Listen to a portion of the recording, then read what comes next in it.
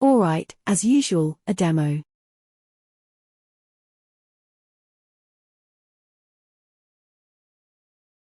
Well, the mantling animation could always be better. This is just the basic of it.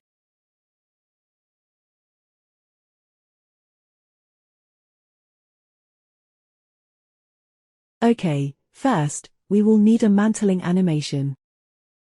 For this example, nothing fancy, just a simple get to ledge level and climb. Then, we will need an animation blueprint reference in event BeginPlay, so we can use it later.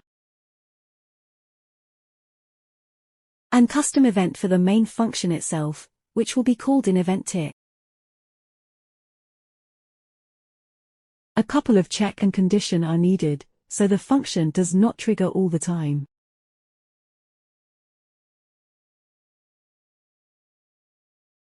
Here, we can set how far the character can mantle. Half of meter should be enough. Different animation will have a different offset. You can change it here, so the character does not overlap with the wall or too far away. Adding a height, so the character is properly on the ledge.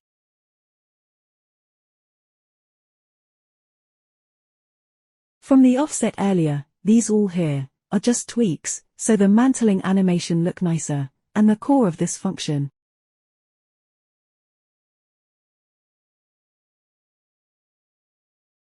And lastly, the animation montage itself. From the montage, we extract the play length for the delay, so the following cannot fail. Well, that's about it. Until next time.